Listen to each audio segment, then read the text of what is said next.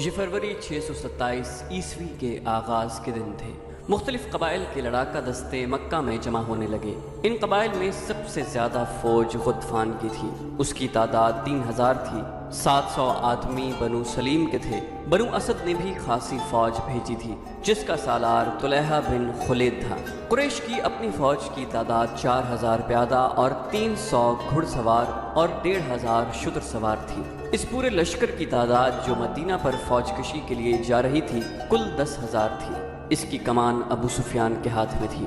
ابو سفیان نے اس متحدہ فوج کو جمعیت القبائل کہا تھا۔ ان میں سے کچھ قبائل مکہ میں نہیں تھے۔ انہوں نے اطلاع دی تھی کہ جب لشکر مکہ سے روانہ ہوگا تو وہ اپنی اپنی بستیوں سے کوچ کر جائیں گے اور راستے میں لشکر سے مل جائیں گے۔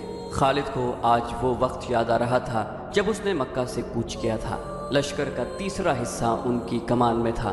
اس نے ایک ٹیکری پر گھوڑا چڑھا کر وہاں سے اس تمام لشکر کو دیکھا تھا۔ اسے لشکر کے دونوں سرے نظر نہیں آ رہے تھے۔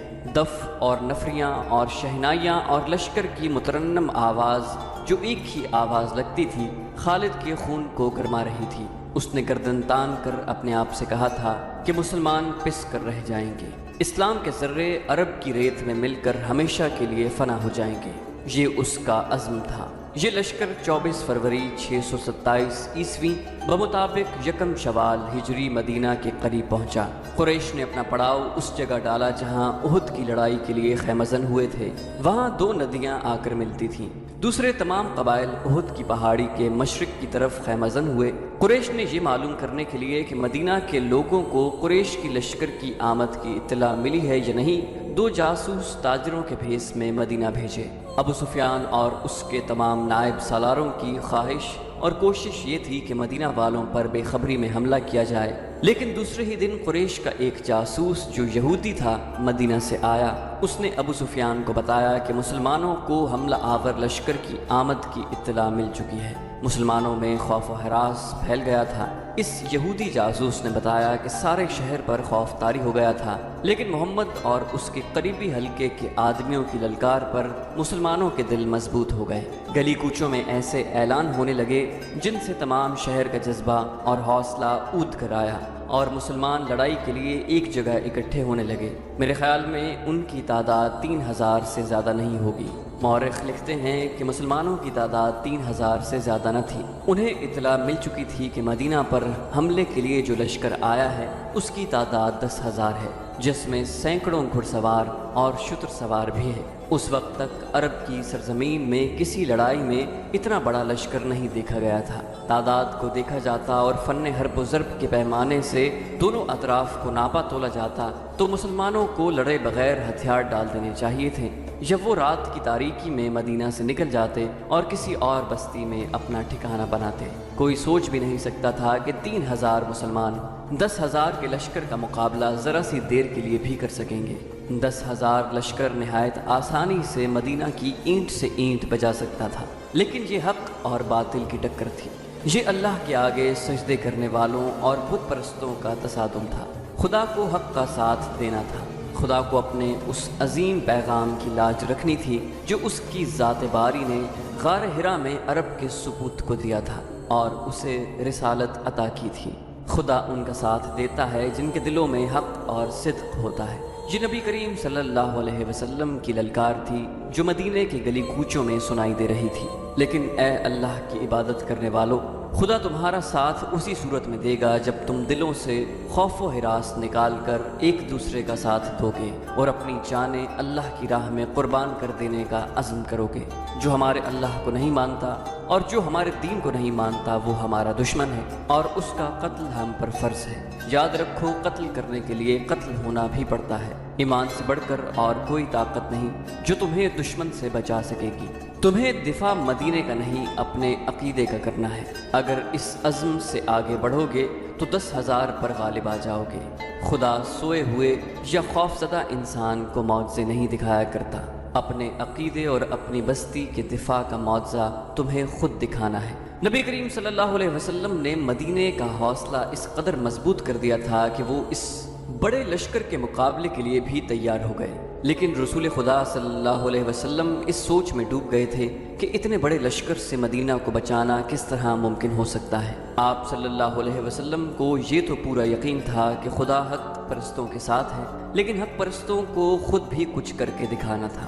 بچاؤ کی کوئی صورت نظر نہیں آ رہی تھی۔ خدا نے اپنے نام لیواؤں کی مدد کا انتظام کر رکھا تھا۔ وہ ایک انسان تھا جس نے عمر کے آخری حصے میں اسلام قبول کیا تھا۔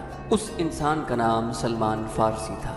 سلمان فارسی رضی اللہ عنہ آتش پرستوں کے مذہبی پیشوا تھے، لیکن وہ شب و روز حق کی تلاش میں سرگردہ رہتے تھے۔ وہ آگ کو پوجتے تو تھے، لیکن آگ کی تپش میں اور چمک میں انہیں وہ راز نظر نہیں آتا تھا جسے وہ پانے کے لیے بےتاب رہتے تھے۔ عقل و دانش میں ان کی ٹکر کا کوئی نہیں تھا۔ آتش پرست انہیں بھی اسی طرح پوجتے تھے جس طرح آگ کو۔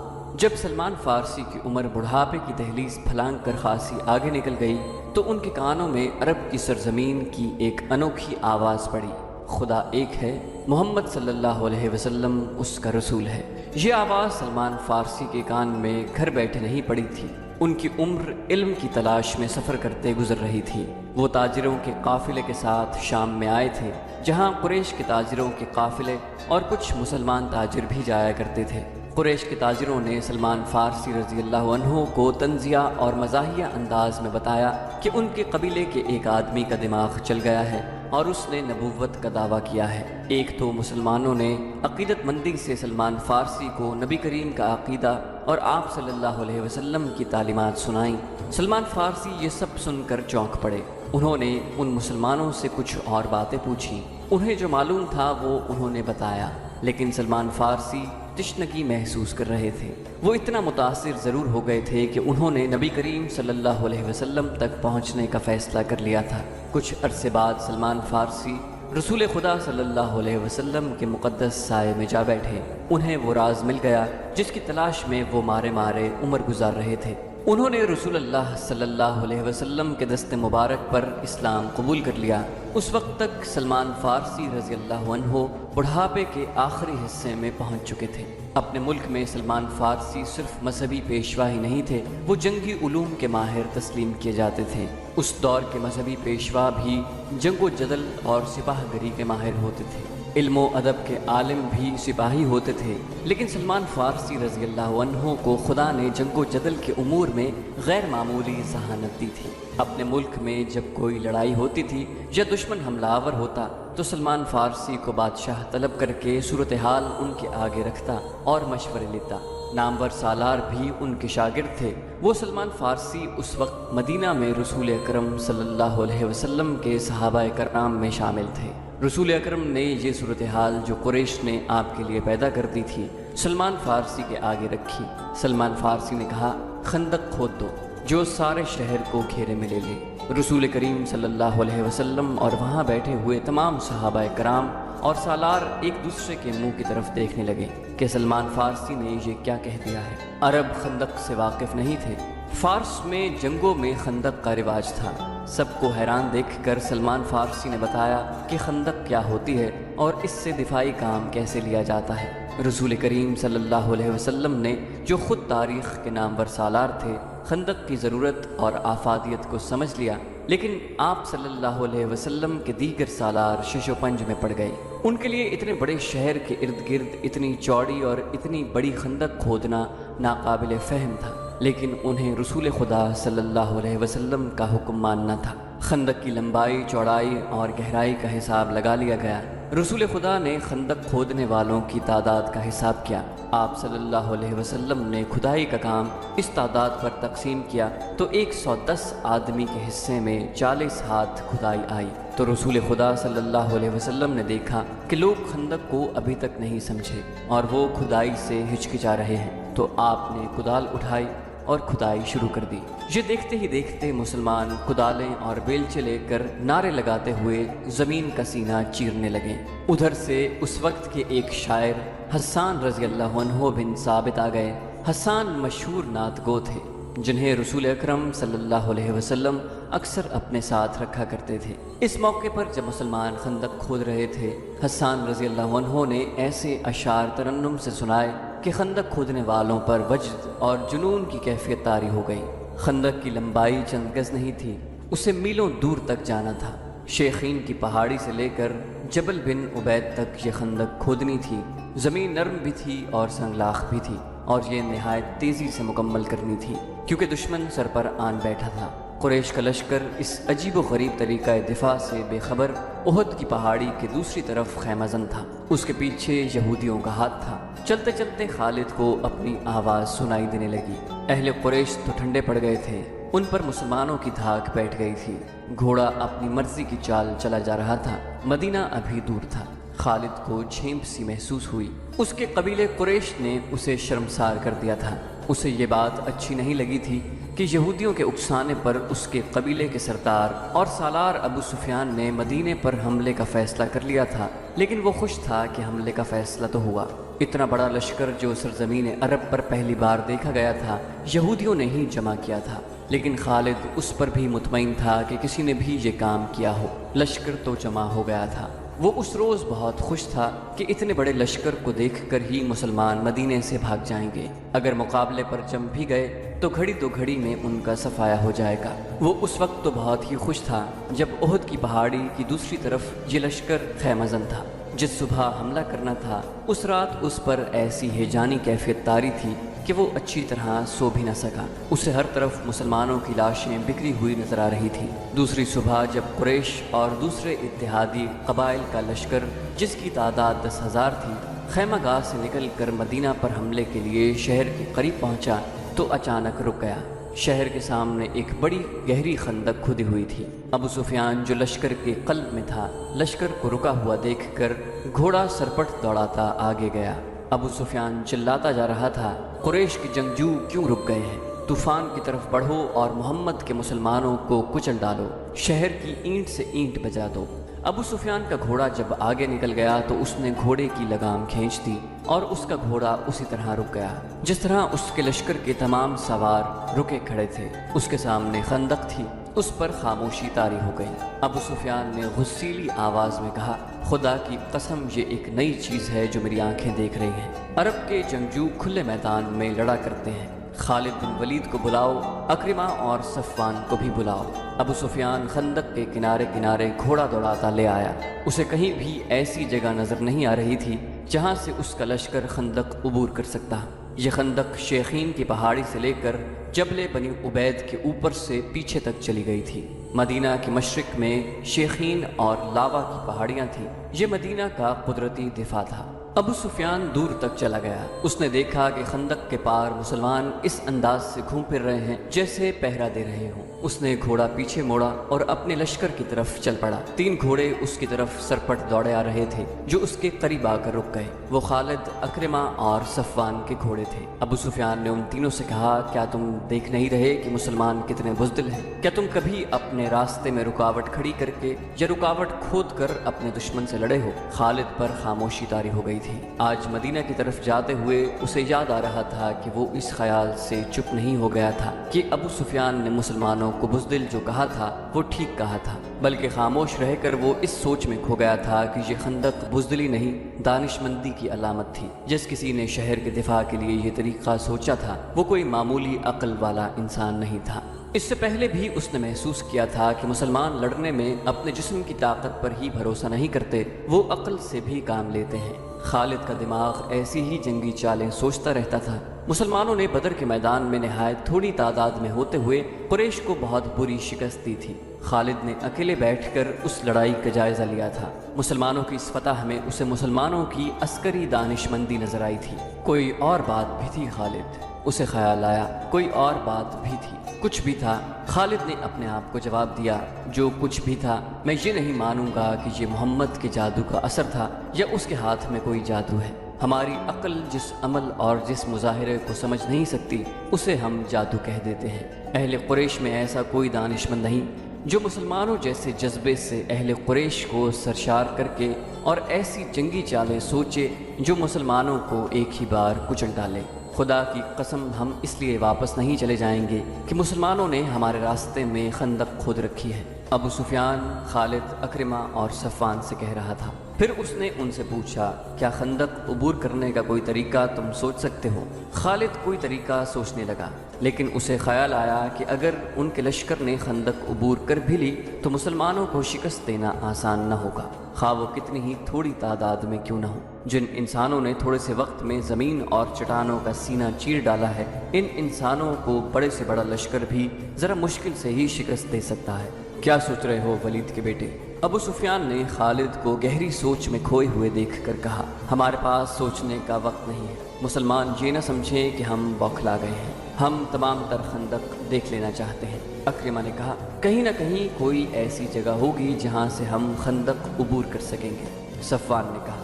خالد نے خود اعتمادی سے کہا، محاصرہ، مسلمان خندق کھود کر اندر بیٹھ گئے ہیں، ہم محاصرہ کر کے باہر بیٹھے رہیں گے، وہ بھوک سے تنگ آ کر ایک نہ ایک دن خود ہی خندق کی اس طرف آ جائیں گے۔ ابو سفیان نے کہا، ہاں مجھے یہی ایک طریقہ نظر آتا ہے۔ صلہ کی پہاڑی مدینہ اور جبل بنی عبید کے درمیان واقع تھی، مسلمان اس کے سامنے مورچہ بند تھے۔ ابو سفیان نے مسلمانوں کی تعداد دیکھی تو اس کے ہونٹوں پر طنزیہ مسکراہٹ آ گئی۔ وہ ذرا آگے بڑھا تو ایک گھوڑا جو بڑا تیز دوڑا آ رہا تھا اس کے پہلو میں آن رکا۔ سوار کو ابو سفیان بڑی اچھی طرح جانتا تھا، وہ ایک یہودی تھا جو تاجروں کے بحروب میں مدینہ کے اندر گیا تھا۔ وہ مدینہ سے شیخین کے سلسلہ کوہ میں سے ہوتا ہوا قریش کے لشکر میں پہنچا تھا۔ اندر سے کوئی ایسی خبر لائے ہو جو ہمارے کام آ سکے؟ ابو سفیان نے پوچھا اور کہا، ہمارے ساتھ ساتھ چلو اور اتنا اونچا بولتے چلو کہ میرے یہ تینوں نائب بھی سن سکیں۔ مسلمانوں نے شہر کے دفاع اور آبادی کے تحفظ کے جو انتظامات کر رکھے ہیں وہ اس طرح ہیں۔ یہودی نے کہا، یہ تو تم کو معلوم ہوگا کہ مدینہ چھوٹے چھوٹے قلعوں اور ایک دوسرے کے ساتھ ملی ہوئی بستیوں کا شہر ہے۔ مسلمانوں نے شہر کی عورتوں، بچوں اور ضعیفوں کو پیچھے کی طرف والے قلعوں میں بھیج دیا ہے۔ خندق پر نظر رکھنے کے لیے مسلمانوں نے گشتی پہرے کا جو انتظام کیا ہے اس میں 200-250 افراد شامل ہیں۔ یہ افراد تلواروں کے علاوہ پھینکنے والی برچھیوں اور تیر کمانوں سے مسلح ہیں۔ انہوں نے علاقے تقسیم کر رکھے ہیں جن میں وہ سارا دن اور پوری رات گشت کرتے ہیں۔ جہاں کہیں سے بھی تم خندق عبور کرنے کی کوشش کرو گے وہاں مسلمانوں کی خاصی زیادہ تعداد پہنچ جائے گی اور اس قدر زیادہ تیر اور برچھیاں برسائے گی کہ تم لوگ پیچھے کو بھاگ آنے کے سوا کچھ نہ کر سکو گے۔ یہ بھی ہو سکتا ہے کہ راتوں کو مسلمان خندق سے باہر آ کر تم پر شب خون مار کر واپس چلے جائیں۔ ابو سفیان نے پوچھا، عبداللہ بن ابی کیا کر رہا ہے؟ یہودی جاسوس نے کہا، اے قریش کے سردار، اتنی عمر گزار کر بھی تم انسانوں کو سمجھنے کے قابل نہیں ہو سکے۔ عبداللہ بن ابی منافق ہے، مسلمان اسے جماعت منافقین کا سردار کہتے ہیں اور ہم اسے یہودیت کا غدار سمجھتے ہیں۔ اس نے مسلمان ہو کر ہم سے غداری کی تھی، مسلمانوں میں جا کر اس نے تمہارے حق میں انہیں دھوکے دیے۔ اگر احد کی جنگ میں تم جیت جاتے تو وہ تمہارے ساتھ ہوتا، مگر مسلمانوں کا پلہ بھاری دیکھ کر اس نے تم سے بھی اور یہودیوں سے بھی نظریں پھیر لی ہیں۔ تمہیں اس آدمی پر بھروسہ نہیں کرنا چاہیے جو کسی مذہب کا پیروکار اور وفادار نہ ہو۔ اور حیی بن اخطب کہاں ہے؟ ابو سفیان نے پوچھا۔ اسے محاصرے کا منظر یاد آنے لگا۔ لشکر کا جو حصہ اس کے زیر کمان تھا اسے اس نے بڑے اچھے طریقے سے محاصرے کی ترتیب میں کر دیا تھا۔ یہ محاصرہ 22 روز تک رہا۔ پہلے 10 دنوں میں ہی شہر کے اندر مسلمان خوراک کی کمی محسوس کرنے لگے، لیکن اس سے قریش کو کوئی فائدہ نہیں پہنچ سکتا تھا کیونکہ وہ اپنے ساتھ خوراک اور رسد بہت کم لائے تھے۔ ان کے وہم و گمان میں بھی نہیں تھا کہ انہیں مسلمان اپنے محاصرے میں لمبے عرصے کے لیے بٹھا لیں گے۔ خوراک کی جتنی کمی شہر والے محسوس کر رہے تھے اس سے کچھ زیادہ کمی قریش کے لشکر میں اپنا اثر دکھانے لگی تھی۔ سپاہیوں میں نمایاں طور پر بے چینی نظر آنے لگی تھی۔ مورخ ابن حشام لکھتا ہے کہ اس کیفیت میں کہ شہر میں خوراک کا کوئی ذخیرہ نہیں تھا، لوگوں کو روزانہ نصف خوراک دی جا رہی تھی۔ منافقین اور یہودی تخریب کار درپردہ حرکت میں آ گئے تھے۔ کوئی بھی نہ جان سکا کہ یہ آواز کہاں سے اٹھی ہے، لیکن یہ آواز سارے شہر میں پھیل گئی، محمد ہمیں کیسی بری موت مروانے کا بندوبست کر رہا ہے۔ ایک طرف وہ کہتا ہے کہ بہت جلد قیصر و کسریٰ کے خزانے ہمارے قدموں میں پڑے ہوں گے، دوسری طرف ہم نے اس کی نبوت کا یہ اثر بھی نہ دیکھا کہ آسمان سے ہمارے لیے خوراک اترے۔ لوگوں نے اسلام تو قبول کر لیا تھا لیکن وہ گوشت پوست کے انسان تھے، وہ پیٹ کی آوازوں سے متاثر ہونے لگے۔ آخر ایک آواز نے انہیں پیٹ کے بھوت سے آزادی دلا دی۔ کیا تم خدا سے یہ کہو گے کہ ہم نے اپنے پیٹ کو خدا سے زیادہ مقدس جانا؟ یہ ایک رعد کی کڑک کی طرح تھی جو مدینہ کے گلی کوچوں میں سنائی دینے لگی۔ آج خدا کو وہ لوگ عزیز ہوں گے جو اللہ کے رسول کے ساتھ بھوکے اور پیاسے جانے دیں گے۔ خدا کی قسم، اس سے بڑی بزدلی اور بے غیرتی مدینہ والوں کے لیے اور کیا ہوگی کہ ہم اہل مکہ کے قدموں میں جا گریں اور کہیں کہ ہم تمہارے غلام ہیں، ہمیں کچھ کھانے کو دو۔ رسول اکرم صلی اللہ علیہ وآلہ وسلم شہر کے دفاع میں اس قدر سرگرم تھے کہ آپ صلی اللہ علیہ وسلم کے لیے دن اور رات ایک ہو گئے تھے۔ آپ اللہ کے محبوب نبی تھے، آپ چاہتے تو موت سے بھی رونما ہو سکتے تھے، لیکن آپ کو احساس تھا کہ ہر آدمی پیغمبر اور رسول نہیں، نہ کوئی انسان آپ کے بعد نبوت اور رسالت کا درجہ حاصل کر سکے گا۔ اس لیے آپ ان انسانوں کے لیے یہ مثال قائم کر رہے تھے کہ انسان اپنی ان لازوال جسمانی اور نفسیاتی قوتوں کو جو خداوند تعالیٰ نے انہیں عطا کی ہیں استقلال اور ثابت قدمی سے استعمال کرے تو وہ معجزہ نما کارنامے انجام دے سکتا ہے۔ محاصرے کے دوران آپ صلی اللہ علیہ وسلم کی سرگرمیاں اور آپ صلی اللہ علیہ وسلم کی حالت ایک سالار کے علاوہ ایک سپاہی کی بھی تھی۔ آپ صلی اللہ علیہ وسلم کو اس کیفیت اور اس سرگرمی میں دیکھ کر مسلمان بھوک اور پیاس کو بھول گئے اور ان میں ایسا جوش پیدا ہوا کہ ان میں بعض خندق کے قریب چلے جاتے اور قریش کو بزدلی کے طعنے دیتے۔ وہ 7 مارچ 627 عیسوی کا دن تھا جب ابو سفیان نے پریشان ہو کر کہا کہ حی بن اخطب کو بلاؤ۔ اس کی پریشانی کا باعث یہ تھا کہ 10 دنوں میں اس کے لشکر کی خوراک کا ذخیرہ بہت کم رہ گیا تھا۔ سپاہیوں نے قرب و جوار کی بستیوں میں لوٹ مار کر کے کچھ خوراک تو حاصل کر لی تھی، لیکن اس ریگزار میں لوگوں کے گھروں میں بھی خوراک کا کوئی ذخیرہ نہیں ہوتا تھا۔ قریش کے لشکر میں بددلی پھیلنے لگی۔ اپنے لشکر کے جذبے کو یوں ٹھنڈا پڑتے دیکھ کر اس نے یہودیوں کے ایک قبیلے کے سردار کو یعنی حی بن اخطب کو بلایا جو قریش کی زمین دوز مدد کے لیے لشکر کے قریب ہی موجود تھا۔ وہ تو اس انتظار میں تھا کہ اہل قریش اسے بلائیں اور اس سے مدد مانگے۔ مدینہ سے کچھ ہی دور یہودیوں کے ایک قبیلے بنو قریظہ کی بستی تھی۔ اس قبیلے کا سردار کعب بن اسد اس بستی میں رہتا تھا۔ اس رات جب وہ گہری نیند سویا ہوا تھا، دروازے پر بڑی زور کی دستک سے اس کی آنکھ کھل گئی۔ اس نے اپنے غلام کو آواز دے کر کہا، دیکھو باہر کون ہے؟ غلام نے کہا، حی بن اخطب آیا ہے۔ رات کے اس وقت وہ اپنے ہی کسی مطلب سے آیا ہوگا۔ کعب بن اسد نے غصیلی آواز میں کہا، اسے کہو کہ میں اس وقت تمہارا کوئی مطلب پورا نہیں کر سکتا، دن کے وقت آنا۔ بنو قریظہ یہودیوں کا وہ قبیلہ تھا جس نے مسلمانوں کے ساتھ دوستی کا اور ایک دوسرے کے خلاف جنگ نہ کرنے کا معاہدہ کر رکھا تھا۔ اس معاہدے میں یہودیوں کے دوسرے 2 قبیلے بنو قینقاع اور بنو نذیر بھی شامل تھے، لیکن ان دونوں قبیلوں نے اس معاہدے کی خلاف ورزی کی تھی اور مسلمانوں نے انہیں وہ سزا دی تھی کہ وہ لوگ شام کی طرف بھاگ گئے تھے۔ صرف بنو قریظہ تھا جس نے معاہدے کو برقرار رکھا اور اس کا احترام کیا۔ مسلمان جنگ خندق میں اس قبیلے کی طرف سے ذرا سا بھی خطرہ محسوس نہیں کر رہے تھے۔ حی بن اخطب بھی یہودی تھا۔ وہ کعب بن اسد کو اپنا ہم مذہب بھائی سمجھ کر اس کے پاس گیا تھا۔ وہ کعب بن اسد کو مسلمانوں کے خلاف اکسانا چاہتا تھا، اس لیے وہ غلام کے کہنے پر بھی وہاں سے نہ ہٹا۔ کعب بن اسد نے پریشان ہو کر اسے اندر بلا لیا۔ میں جانتا ہوں تم اس وقت میرے پاس کیوں آئے ہو۔ کعب بن اسد نے حی سے کہا، اگر تم ابو سفیان کے کہنے پر آئے ہو تو اسے کہہ دو کہ ہم نے مسلمانوں کے ساتھ جو معاہدہ کیا ہے اس پر مسلمان پوری دیانتداری سے قائم ہیں۔ وہ ہمیں اپنا حلیف سمجھتے ہیں اور انہوں نے ہمیں پورے حقوق دے رکھے ہیں۔